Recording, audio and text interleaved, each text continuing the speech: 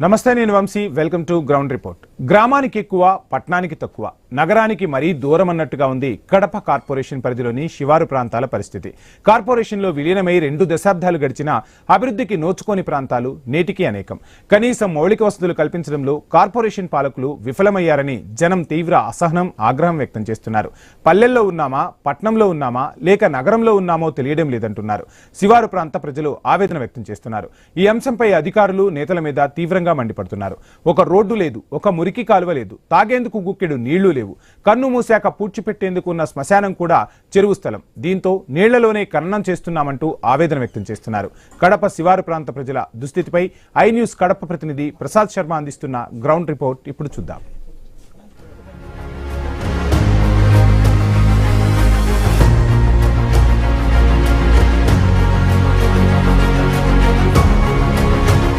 రెండు 200 సంవత్సరాల పైన చరిత్ర కలిగినటువంటి కడప నగరం 20 సంవత్సరాల క్రితం కడప కార్పొరేషన్గా రూపాంతరం చెందింది. ఇందుకోసం చుట్టుపక్కల ఉన్నటువంటి 3 మండలాలకు సంబంధించినటువంటి గ్రామ పంచాయతీలను, సుమారు 17 గ్రామ పంచాయతీలను కార్పొరేషన్లో విలీనం చేశారు. ఇవాళ ఆ గ్రామ పంచాయతీలు ఏదైతే విలీనమయ్యాయో వాటి పరిస్థితి అధ్వానంగా ఉందని ప్రజల నుంచి తీవ్రంగా నిరసన వ్యక్తమవుతుంది. కనీస మౌలిక వసతులు కూడా కల్పించని స్థితిలో కడప కార్పొరేషన్ అధికారులు ఉన్నారంటూ వాళ్ళు ఆగ్రహం వ్యక్తం చేస్తున్నారు. కడప నగర శివారులో నెలకొన్న దుస్థితిపై ఐ న్యూస్ ప్రత్యేక కథనం.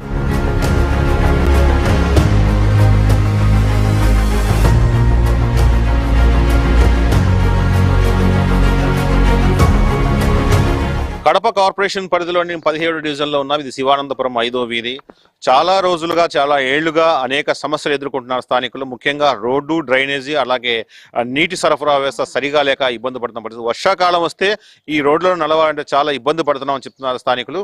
వారు ఇంకా స్థానికుల నుంచి అడిగి తెలుసుకుందాం. అమ్మా, చెప్పండి, ఇక్కడ పరిస్థితి ఎలా ఉంది? మా పరిస్థితి ఏం సార్, నీళ్లు నీళ్లు లేక చాలా దారుణంగా ఉంది. రోజు 50-60 రూపాయలు నీళ్లు ఖర్చులు, ఇంటి ఖర్చులు బట్టి ఉన్నాయి. నా 2 క్యాన్లు, 3 క్యాన్లు, 4 క్యాన్లు కొనుక్కోవాలంటే డబ్బులు లేక, కూలి పని లేక, రైతులు ఫలాలు లేక మేము చాలా అవస్థపడతాం సార్. మాకు ఈ శివానందపురంలో మటుకు చాలా చాలా కష్టపడతాం సార్. మేము పనులు దొరక్క, అన్నము పిల్లలకు పెట్టుకోలేక చాలా ఇబ్బందులు పడతాం సార్. దాంట్లో సౌకర్యం లేదు. ఏ సౌకర్యం లేదు మీకు? మాకు రోడ్ల సౌకర్యం లేదు, నీళ్ళ సౌకర్యం లేదు. ఇండ్లు అంటే ఏదో మహాతల్లి ఇంద్రమ్మ పుణ్యాన, రామారావు పుణ్యాన కట్టించినారు, అయిపోయింది అప్పట్లో. అప్పటి నుంచి ఇప్పటికి మాకు ఏది లేదు సార్. రోడ్లు అంతా బురద సార్. రోడ్లు బండ్లు దిగబడిపోతాయి. వర్షం వస్తే నడిచేదానికే లేదు. జారి ముసలోళ్ళు అయితే జారి పడతారు. ఎంతకాలం నుంచి ఉన్నారు ఇక్కడ? మేము చిన్నప్పటి ఉన్నాం సార్. మేము ఒక 30-40 ఏళ్ళ నుంచి ఉన్నాం ఇక్కడే. అప్పటి నుంచి పరిస్థితులు ఎటువంటి మార్పు లేదా? రోడ్లు ఉన్నాయి, మళ్ళీ తవ్వినారు, మళ్ళీ అంతా బురద చేసేసినారు, మళ్ళీ రాలే రోడ్లు. డ్రైనేజ్ ఎక్కువ ఉన్నాయి సార్. కాలువలు ఎక్కువ, ఈ దోమలు కూడా ఎక్కువ అవుతున్నాయి. ఈ రోడ్డు సార్ అసలు ఏం బాలేదు వేరే వాళ్ళకి. తర్వాత మీరు ఎప్పుడు అధికారులు ఇక్కడ రావడం కానీ, ఎవరు నాయకులు రావడం కానీ జరగలేదు ఇక్కడ? వచ్చినారు చేస్తామని పోతున్నారు. అమ్మ, చెప్పండి, మీరు ఎంతకాలం నుంచి ఉన్నారు? అసలు ఏంటి మీరు ఎదుర్కొన్న సమస్య ఏంటి? మాకు మెయిన్ రోడ్లే. 10 years నుంచి ఉన్నాం, కానీ మాకైతే వాటర్ ప్రాబ్లం, నీళ్ళ ప్రాబ్లం, ఇది రోడ్ల ప్రాబ్లం మెయిన్. అదే మాకు. మీరు ఎవరు దృష్టిని తీసుకెళ్లారా దీని మీద? వచ్చినారు అధికారులు వచ్చినారు. మీకు ఓట్లు వేసినప్పుడు మాత్రం అన్ని చేస్తామంటారు. ఓట్లు వేసిన తర్వాత ఎందుకు 5 నెలల ముందటే ఆమె మేడం వచ్చి చెప్పింది, ఇంకా నెక్స్ట్ మంతే మీకు రోడ్డు శాంక్షన్ చేస్తామమ్మా అని. నెక్స్ట్ మంత్ కాదు, ఇప్పుడు 5-6 నెలలు ఎగస్ట్రా అయింది. ఒక్కసారి ఎవరు చేసలే, సంవత్సరం పైన అయింది. అట్లాగే ఈ శివానందపురం సమస్యలకు సంబంధించి ఎప్పుడప్పుడు స్పందిస్తూ తర్వాత పోరాటాలు చేస్తున్నటువంటి ఆర్సీపీ నాయకులు మనతో ఉన్నారు. ప్రసాద్ గారు చెప్పండి, శివానందపురం పరిస్థితి ఏంటి? అసలు ఎంతకాలం నుంచి ఈ సమస్యల మీద మీరు పోరాటం చేస్తున్నారు? శివానందపురం అనేటువంటిది కడప కలెక్టరేట్కు 1 కిలోమీటర్ దూరం మాత్రమే ఉంది. అయితే ఇక్కడ సమస్యలు మాత్రం చాలా ఎక్కువగా ఉన్నాయి. 2000 సంవత్సరాలు, 2-3 సంవత్సరాల్లో మాత్రమే ఇక్కడ కార్పొరేషన్ వాళ్ళు రోడ్డు వేయడం జరిగింది. అప్పుడైతే రోడ్డు వేశారు, కానీ ఆ తర్వాత కాలానికి అండర్ గ్రౌండ్ డ్రైనేజ్ పేరుతో ఉండేటువంటి రోడ్డును మన మేయర్ గారు ఆధ్వర్యంలో ఉండే రోడ్లన్నీ పూర్తి పగలగొట్టేసినారు.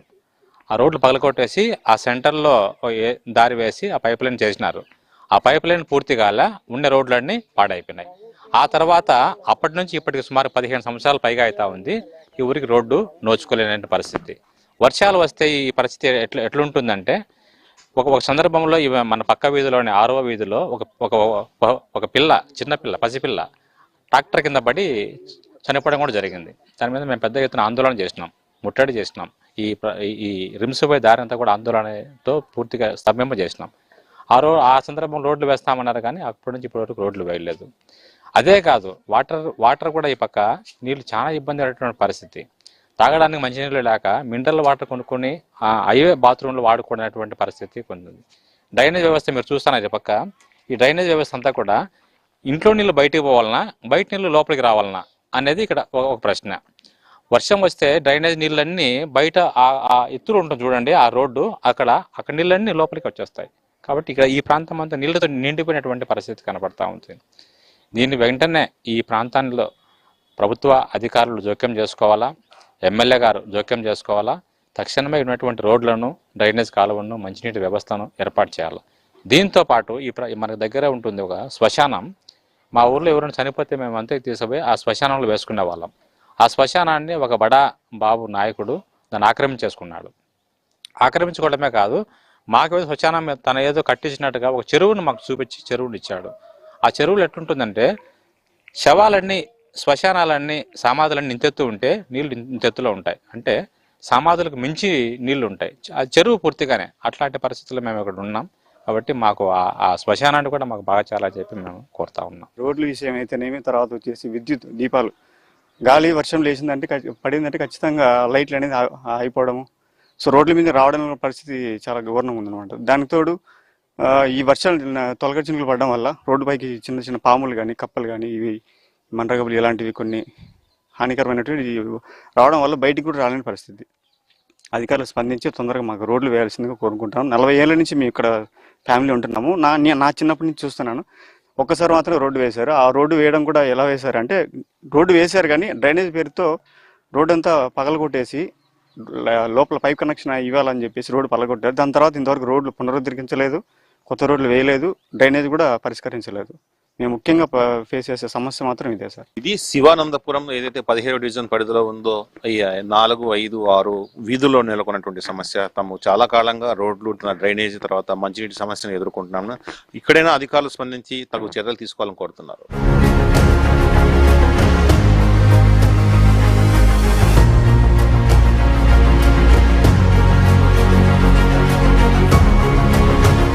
శివానందపురం సంబంధించినటువంటి మనం ఒక శ్మశాన వాటి దగ్గర ఉన్నాం. చాలా కాలంగా ఈ శ్మశాన వాటికలో నీళ్లు నిలిచి ఉంటే తర్వాత ఎవరైనా మృతదేహాలను ఇక్కడ ఖననం చేయాలన్నా చాలా కష్టతరంగా మన పరిస్థితి మనం చూడొచ్చు. ఈ పూర్తిగా నీటి నిండినటువంటి ఈ కార్పొరేషన్లో ఏదైతే పరిధిలో ఉన్నటువంటి ఈ శ్మశాన వాటికి సంబంధించిన స్థలాన్ని కొంతకాలం క్రితం ఒక ప్రైవేటు రియల్ ఎస్టేట్ వ్యాపారులు దీన్ని కేటాయించారు. ఉన్నటువంటి శ్మశాన స్థలాన్ని ఆక్రమించుకుని దాని స్థానంలో ఈ స్థలాన్ని ఇది కూడా ఒకప్పుడు ప్రభుత్వ స్థలంగా చెప్పబడుతున్నటువంటి స్థలాన్ని ఇచ్చారు. దీంతో స్థానికులు ఎవరైనా తమ బంధువులు కానీ, కుటుంబ సభ్యులు కానీ చనిపోతే ఇక్కడి నుంచి ఖననం చేయడానికి ఈ నీటిలో నడుచుకుంటూ వెళ్ళి అష్ట కష్టాలు పడి ఖననం చేసుకోవాల్సిన పరిస్థితి అయినా ఇక్కడ మృతదేహాలను పూడ్చిపెట్టేటువంటి పరిస్థితి లేదని చెప్తున్నారు. స్థానికంగా ఇక్కడ మనకు మాట్లాడడానికి ఈ సంబంధించినటువంటి ప్రసాద్ అనే వ్యక్తి ఉన్నారు. చెప్పండి, అసలు శ్మశాన పరిస్థితి ఏంటి అసలు ఇక్కడ? ఇక్కడ మా తాతల కాలం నుంచి శివానందపురానికి ఒక శ్మశానం ఉండేది. అది అక్కడ ఉండేది, అక్కడ మెయిన్ రోడ్డు ఆనుకొని అక్కడ ఉండేది. మేము, మా నాన్నగారు, వాళ్ళ నాన్నగారు కూడా మేము ఈ ప్రాంతంలోనే వాళ్ళని పూడ్చిపెట్టడం జరిగింది. అయితే ఈ బుద్ధ టౌన్షిప్ ఏదైతే వచ్చిందో, అది వచ్చిన తర్వాత మొదటగా వాళ్ళు శ్మశానం మీదనే కన్నేసినారు, శ్మశానాన్ని ఆక్రమించుకున్నారు. ఆ శ్మశానాన్ని ఆక్రమించుకోవడం వల్ల ఈ ప్రాంత ప్రజలందరూ తిరగబడినారు. మా శ్మశానాన్ని మీరు ఎట్లా ఆక్రమించుకుంటారు, మేము ఎక్కడ పూడ్చుకోవాలా అని అనుకునేటువంటి నేపథ్యంలో వాళ్ళు, ఇది చెరువు, ఇది పక్కిరపల్లి చెరువు, ఇది ఈ పక్కిరపల్లి చెరువును కొంత భాగాన్ని ఈ లాస్ట్ భాగంలో శ్మశానంగా మారుస్తామని చెప్పి 1 ఎకరా ఉంటుందేమో తెలియదు, అది ఖచ్చితంగా అంత స్థలాన్ని వాళ్ళు శ్మశానంగా మార్చారు. అయితే ఇప్పుడు పరిస్థితి ఎట్లుందంటే, అక్కడ ఏ చిన్నపాటి వర్షం వచ్చినా కానీ పాలకొండ నుంచి ఈ చెరువులోకి నీళ్ళు వస్తాయి. ఇది కాలువ, ఇది ప్రధాన కాలువ, పాలకొండ వరకు ఉంటుంది కాలువ అంతా. ఇది ఈ పాలకొండ నుంచి వచ్చేటువంటి నీళ్ళు అన్నీ కూడా చిన్నపాటి వర్షానికి చెరువులోకి నీళ్ళు చేరుతాయి. అటు చేరినప్పుడు వాళ్ళు ఇచ్చినటువంటి ఆ శ్మశానం ఏదైతే ఉన్నదో అది పూర్తిగా నీళ్ళల్లో మునిగిపోయినటువంటి పరిస్థితి ఉంది. రీసెంట్గా మాకు ఒక వారం రోజుల క్రితం పిచ్చమ్మ అని ఒక ఆమె చనిపోయింది మా ప్రాంతంలో ఉన్నాము. ఆమె తీసుకుపోవడానికి ఇదే దారి తీసుకుపోయినాం మేము. ఇట్లానే ఈ బుడదలోని తీసుకుని పోయి అట్లా నీళ్ళల్లోనే అట్లనే అదంతా చేయడం జరిగింది. కాబట్టి ఇట్లాంటి దౌర్భాగ్యమైన స్థితిలో మేము ఉన్నాం. ఇది ఒకటే కాదు, శివానందపురం ఒకటే కాదు, ఈ పక్క పరిధా నగర్ వాళ్ళు వస్తారు, ఎన్టీఆర్ నగర్ వాళ్ళు వస్తారు, ఈ చుట్టుపక్కల ఉన్నటువంటి అనేక మంది వీళ్ళతో పాటు ఎరమకపల్లెలు కూడా ఈ శ్మశానానికి మాకు వచ్చేవాళ్ళు. కాబట్టి ఇది ఎంతో ఆధారకమైనటువంటి శ్మశానం. ఇట్లా ఈ విధంగా నీళ్ళల్లో ఉండడం శ్మశానానికి మాకు చాలా ఇబ్బందికరంగా ఉంది. మా శ్మశానాన్ని మార్చండి, లేదా మాకు ఈ నీళ్లు రాకోకుండా అయినా కానీ గట్టి ఏర్పాటు చేయాలని చెప్పి మేము కోరుతా ఉన్నాం. కడప నగరంలో అత్యంత ప్రధానమైనటువంటి ఈ శివానందపురంలో ఉన్నటువంటి శ్మశాన వాటికను అభివృద్ధి చేసే విషయంలో కానీ, తర్వాత నీళ్లు లేకుండా ప్రజలు తమ ఏదైతే ఎవరైనా మరణిస్తే వారికి కారణం చేసేందుకు వీలుగా ఏర్పాటు చేయాల్సిన అవసరం ఉందని స్థానికులు చెప్తున్నారు.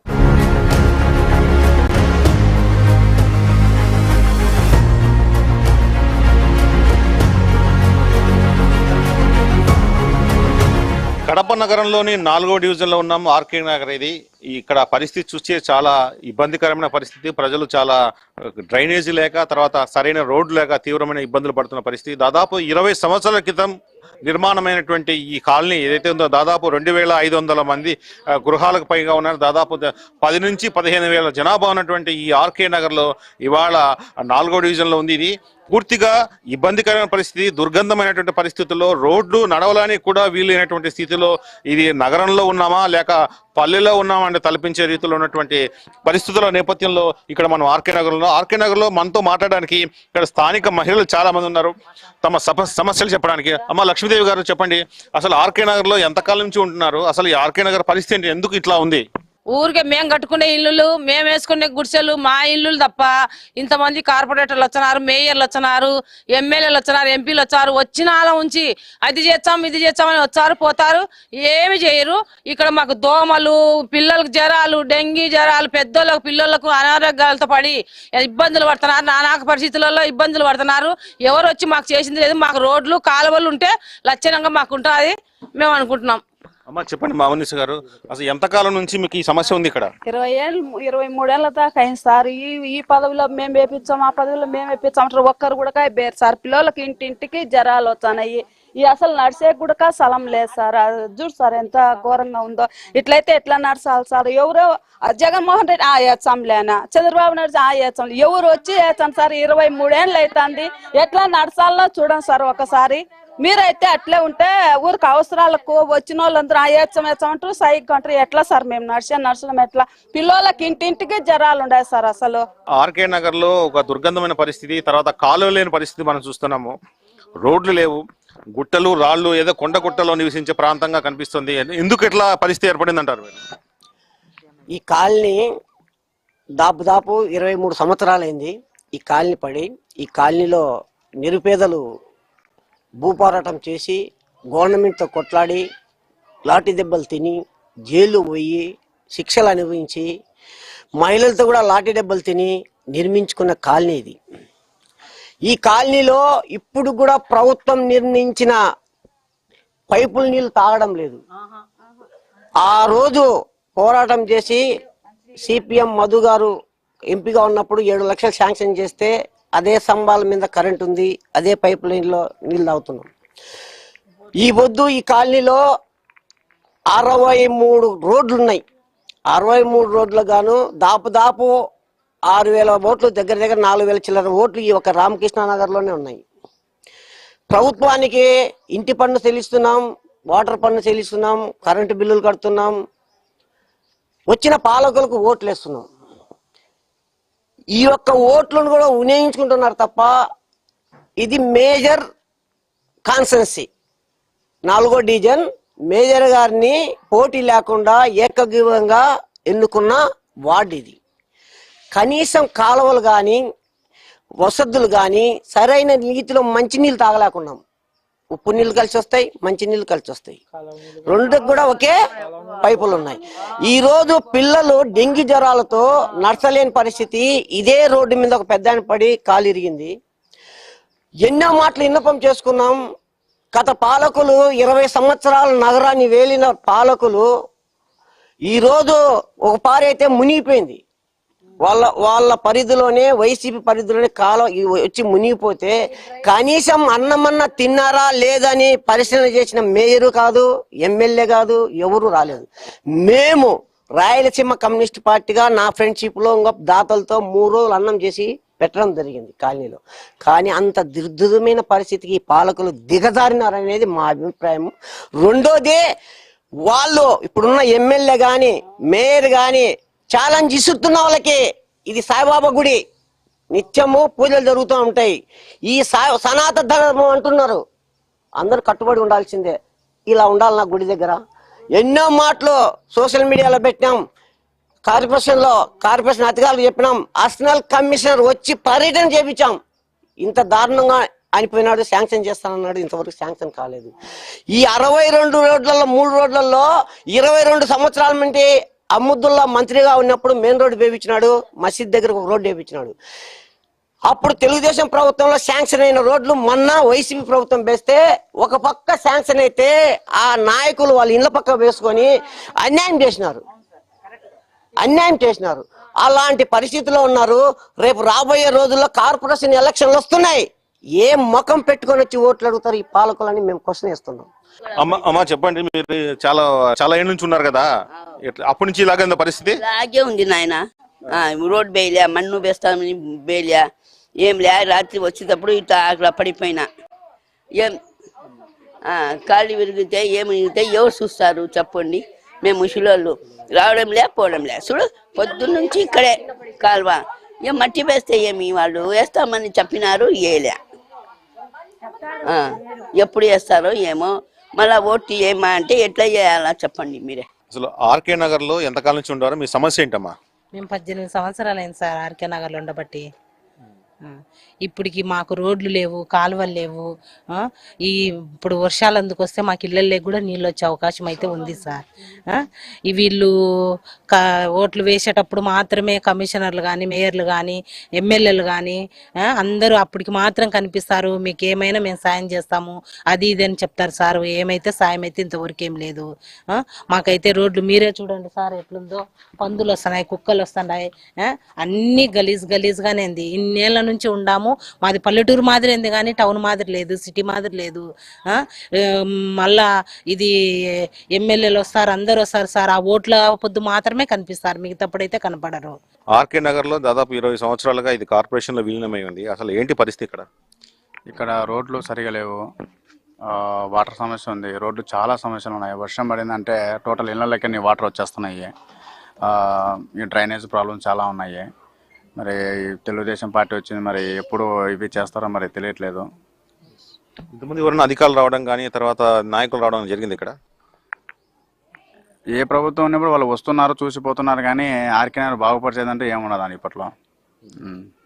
మీరు ఎవరికైనా చెప్పలేదు, రిప్రజెంటేషన్ ఇవ్వడం కానీ మాట్లాడడం కానీ జరగలేదా? జరిగినాయి. అధికారులు వచ్చినప్పుడు అందరికీ చెప్పడం జరుగుతుంది, వాళ్ళు చూడడం చేస్తామని చెప్పి పోతానే ఉన్నారు. కానీ జరగాలి కదా, ముందుకు పోవాలి కదా. రోడ్లు ఏమో కొన్ని పడ్డాయి, కానీ మిగతా రోడ్లు చాలా అధ్వానంగా ఉన్నాయి. చూడండి మీరే కావాల్సింటే, వెనకాల చూడండి ఎలా ఉంది రోడ్లు పడితేనే కదా. రోడ్లు అసలు టోటల్ గా కడప జిల్లా కేంద్రంలో ఉన్నటువంటి నగరం ఇది. మరి ఇట్లాంటి దుస్థితిలో ఉందని మీరు ఎట్లా భావిస్తున్నారు? ఇది నగరమా లేకపోతే పల్లెటూరా అని భావిస్తున్నాం అండి మేమైతే. ఇది నగరం అయితే కాదు, పల్లెటూరే అనుకుంటున్నాము. పల్లెటూరులో ఉన్నట్టున్నాయి ఈ రోడ్లు కూడా.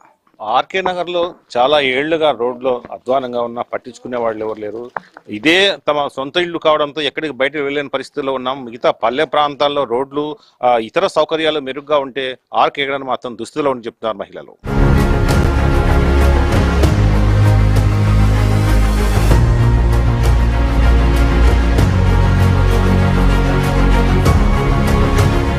జిల్లా కేంద్రమే కాక కడప కార్పొరేషన్ అనేటువంటి కడపలో శివారు ప్రాంతాలు ఇంకా అభివృద్ధి చెందని పరిస్థితి మనం చూస్తున్నాం. చాలా ప్రాంతాల్లో రోడ్లు, డ్రైనేజీ, కనీసం నీటి వసతి లేని ప్రాంతాలు అనేకం ఉన్నాయంటే ఆశ్చర్యం కలుగుతుంది. ఈ నేపథ్యంలో కడప నగరంలోని శివారు ప్రాంతాలు ఏదైతే 20 ఏళ్ల క్రితం పంచాయతీలను కార్పొరేషన్ కోసం విలీనం చేశారో ఆ ప్రాంతాల యొక్క అభివృద్ధి నోచుకోకపోవడం అన్న అంశంపై ఎంతో మాట్లాడేందుకు ఆర్సీపీ వ్యవస్థాపక అధ్యక్షుడు రవిశంకర్ రెడ్డి ఉన్నారు. అలా చెప్పండి, కడప నగరం జిల్లా కేంద్రం కూడా ఎక్కడా కానీ అభివృద్ధి కనిపించని పరిస్థితి శివారు ప్రాంతాల్లో. ఇప్పటికి కూడా మేము పల్లెలో ఉన్నామా, పట్టణంలో ఉన్నామా, నగరంలో ఉన్నటువంటి సందేహాలు వ్యక్తం చేసినటువంటి పరిస్థితుల్లో మీరైతే ఏమంటారు? కడప గురించి చెప్పాలంటే పేరు గొప్ప ఊరు దిబ్బ అనేటువంటి పరిస్థితి కనబడుతూ ఉంటుంది. ఒక ఆయన ఏమో సింగపూర్ నగరం లాగా తయారు చేస్తామన్నాడు మొదటి మేయర్ ముఖ్యమంత్రి రాజశేఖర రెడ్డి గారు ఉన్నప్పుడే. తర్వాత ఇదేమో కడప జిల్లాకి పేరు చాలా గొప్ప, 2 ముఖ్యమంత్రులు నాయకత్వం వహించినటువంటి జిల్లా కేంద్రం. దురదృష్టం ఏమిటంటే రాజశేఖర రెడ్డి ఇది గ్రేడ్ 1 మున్సిపాలిటీలుగా ఉన్నప్పుడు దీన్ని కార్పొరేషన్గా చేయాలని చుట్టూ ఉన్న గ్రామ పంచాయతీలన్నింటినీ విలీనం చేసినారు. విలీనం అయితే చేసినారు కానీ అభివృద్ధి చేయలే. ఫస్ట్ మేయర్ చెప్పినాడు మేము 1600 కోట్లతో అభివృద్ధి చేసినాము అని, మళ్ళీ రెండో మేయర్ చెప్పినాడు మేము 1000 కోట్లతో అభివృద్ధి చేసినామని, మళ్ళీ మూడో మేయర్ చెప్పినాడు మేము 2,000 కోట్లతో అభివృద్ధి చేసినామని. ఈ ఆడబెట్టినారో వీళ్ళందరూ ఈ అభివృద్ధి అంతా ఆడుందో చూస్తే శివారు ప్రాంతాలను చూస్తే తెలుస్తుంది. అవన్నీ కూడా ఇసిరేసినట్టు పట్టనట్టు అవి ఎవరికో పుట్టిన బిడ్డల్లాగా కనపడుతున్నాయి తప్ప అక్కడ మనుషులు ఉన్నారని వాళ్ళు కడప పట్టణ ప్రజలని భావించేటువంటి పద్ధతుల్లో లేవు. వర్షాలు వస్తే ఇళ్ళలోకి నీళ్లు, పాములు, తేళ్లు, పురుగులతో సహవాసం చేస్తున్నారు. వర్షాలు తగ్గితే దోమలతో సహవాసం అయిపోతా ఉన్నది.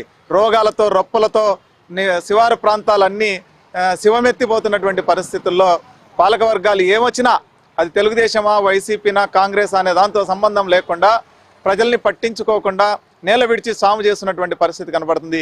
ఈ రోజుటికి రోడ్లు లేవు, కాలువలు లేవు, వీధి లైట్లు లేవు, తాగునీళ్ళు సరిగా లేవు, ఎన్నో రకాల సమస్యలతోటి బాధపడుతున్నారు. కార్పొరేషన్కు పన్నులు మాత్రం కడుతున్నారు. పన్నుల వసూళ్లలో మాత్రం ఏమాత్రం అలసత్వం ప్రదర్శించరు కానీ అక్కడ సౌకర్యాలు కల్పించడంలో తీవ్రమైన నిర్లక్ష్యం, తీవ్రమైన అశ్రద్ధ చేయబడతా ఉన్నాయి. శివారు ప్రాంతాలు, పేదలు నివసించే కాలనీలు, అది రామకృష్ణ నగర్ కావచ్చు, తిలక్ నగర్ కావచ్చు, బహుజన్ నగర్ కావచ్చు, భగత్ సింగ్ నగర్ కావచ్చు, లేకపోతే ఇట్లాంటి కాలనీలన్నీ పాలంపల్లె కావచ్చు, ఇటుపక్క చెమ్యాపేట, అక్కాయపల్లెలో శివారు ప్రాంతాలు కావచ్చు, ఇవన్నీ కూడా ఈరోజు వర్షాలు వస్తే తీవ్రమైనటువంటి సమస్యల్ని ఎదుర్కొంటా ఉన్నారు. ప్రజల బాధల్ని, కష్టాలని పట్టించుకునేటువంటి పాపాన అధికారులు పోవడం లేదు. 2 దశాబ్దాలుగా ఇదే పరిస్థితి. ఒక కార్పొరేషన్లో, కడప కార్పొరేషన్లో, జిల్లా కేంద్రంలో ఒక జిల్లా యంత్రాంగం మొత్తం ఇక్కడే ఉంటుంది. తర్వాత నిర్ణయాధికారం చేసేటువంటి అధికారులు ఇక్కడే ఉంటారు. తర్వాత కడప కార్పొరేషన్కు ప్రత్యేకంగా ఒక ఐఏఎస్ అధికారిని కూడా నియమించడం జరిగింది. అయినప్పటికీ కూడా అభివృద్ధి జరగలేదంటే ఏమనుకోవాలి దీన్ని?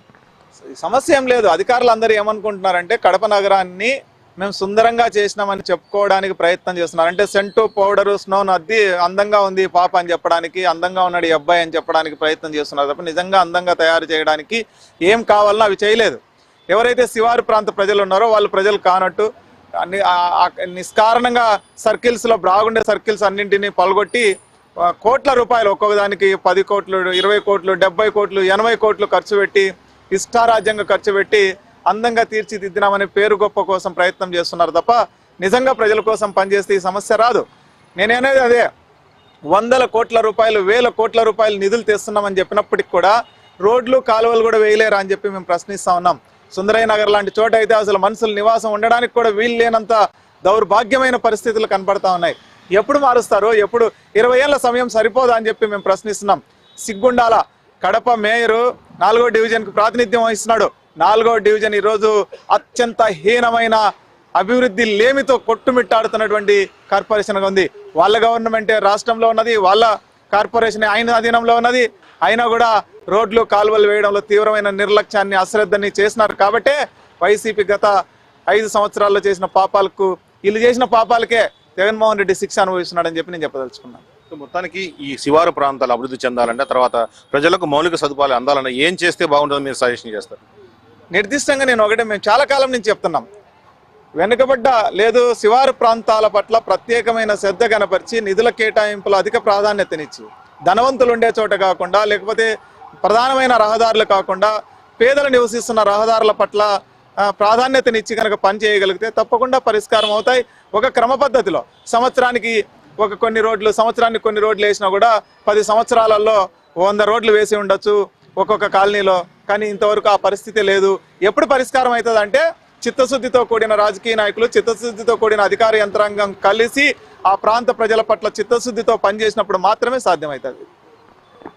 కడప నగరం అభివృద్ధి చెందాలంటే నగరం నడిబొడ్డున సుందరీకరణ కాదు, శివారు ప్రాంతాల్లోని పేద ప్రజల యొక్క నివాస ప్రాంతాల్లో కాలనీలు కూడా అభివృద్ధి చర్యలు చేపట్టాలి. 100,000 కోట్ల రూపాయలు నగరంలో ఖర్చు పెట్టామని చెబుతున్నటువంటి పాలకులు వాస్తవంగా శివారు ప్రాంతాల్లో ఖర్చు పెట్టింది ఏంటో చెప్పాలని ప్రశ్నిస్తున్నారు.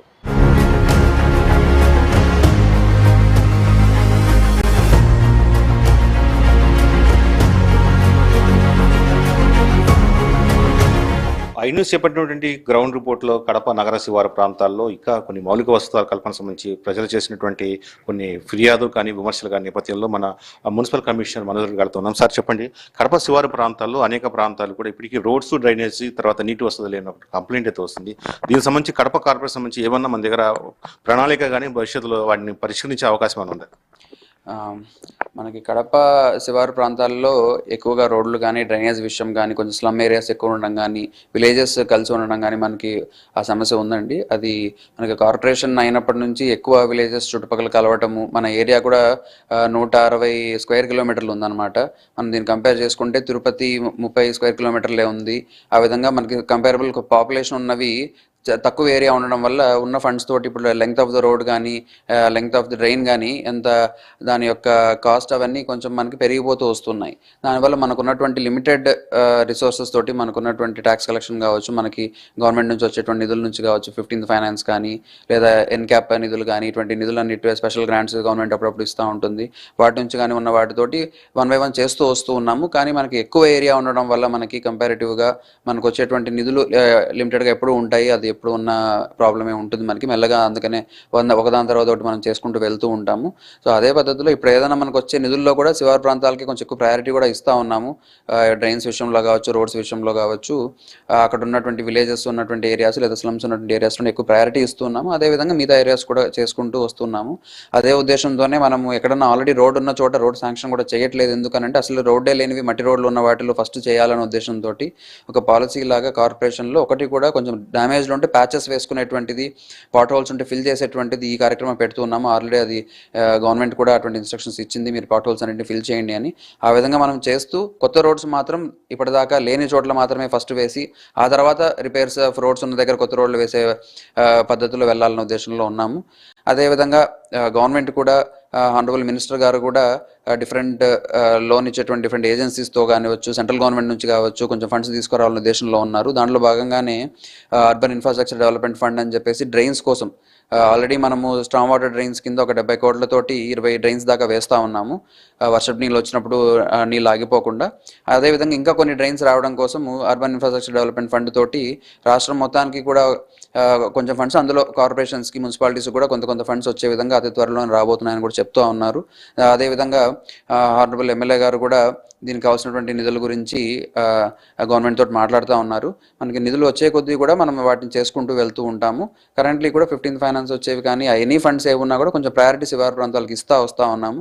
కానీ మనకి ఎక్కువ ఏరియాస్ ఉన్నాయి చేయాల్సినవి. మనకున్న నిధులతోటి మెల్లమెల్లగా 1 by 1 చేసుకుంటూ వస్తాం తప్పకుండా. సో అదేవిధంగా పైప్ లైన్ వాటర్ సంబంధించి అయితే చాలా వరకు అన్ని ఏరియాస్ని కవర్ చేస్తూ ఉన్నాము. ఎక్కడన్నా వాటర్ సంబంధించి వాటర్ కనెక్షన్స్ లేనివి ఉన్నాయి అని అంటే తప్పకుండా వాటిని వెంటనే చేసే ప్రణాళికలోనే ఉన్నాము. దానికి మరి ఎక్కువ టైం కూడా మనం తీసుకోము. వాటర్ సప్లై అనేది తప్పకుండా ప్రతి ఒక్క ఇంటికి మనం ఇవ్వడానికి సిద్ధంగా ఉన్నాము. దాని తగ్గట్టుగా కొత్తగా 600 కోట్లతోటి ప్రభుత్వం వాళ్ళు బ్రహ్మసాగర్ నుంచి నీళ్ళు ఇవ్వడానికి ఆ ప్రాజెక్ట్ కూడా స్టార్ట్ చేసింది. అది కూడా ఒక 2-3 ఇయర్స్లో అయ్యి మనకి నీళ్ళు ఇంకా ఎక్కువగా కూడా అవైలబుల్లో ఉంటాయి. సమ్మర్లో కూడా ఇబ్బంది లేకుండా ఉండే విధంగా మనకి నీళ్ళు అందుబాటులోకి వస్తాయి. సో వాటర్ సప్లై అన్న దాంట్లో ఎటువంటి ఇబ్బంది లేకుండా చేయడానికి మనము సిద్ధంగా ఉన్నాము. రోడ్లు, డ్రైన్లు ఒకదాని తర్వాత ఒకటి మన నిధుల అవైలబిలిటీ బట్టి మనం ముందరికి వెళ్తూ వస్తాం. ఈ కడప కార్పొరేషన్ విస్తృతంగా ఉండడం, తర్వాత నిధుల కొరత ఉన్న కారణంగానే కొన్ని ప్రాంతాలు శివారు ప్రాంత అభివృద్ధికి నోచుకోలేదని, అయితే ప్రాధాన్యత క్రమంలో అన్ని ప్రాంతాలను అభివృద్ధి చేసిన చర్యలు తీసుకున్నా చెప్తున్నారు. శివారు ప్రాంతాల దుస్థితిపై ఐన్యూస్ చేపట్టిన గ్రౌండ్ రిపోర్ట్ లో ప్రజలు అనేక బాధలు, తర్వాత వారు పడుతున్నటువంటి కష్టాలను చెప్పడం జరిగింది. కడప నగర శివారు ప్రాంతాలు అభివృద్ధి చెందకపోవడం అన్న అంశం మనకు స్పష్టంగా కనిపిస్తుంది. పాలకులు తమ వద్దకు వస్తున్నారు తప్ప, తమ అర్జీలు స్వీకరిస్తున్నారు, తమ గోడు వింటున్నారు తప్ప చేసిన పరిస్థితి కనిపించట్లేదని వారు కన్నీరు మున్నీరవుతున్నారు. కొంతమంది మహిళలైతే ఆగ్రహాలు వ్యక్తం చేసినటువంటి పరిస్థితి. ఇది ఇవాల్టి కడప నగర పరిస్థితుల్లోని శివారు ప్రాంతాల యొక్క గ్రౌండ్ రిపోర్ట్. కెమెరా పర్సన్ నాగమణితో శర్మ, ఐన్యూస్ కడప.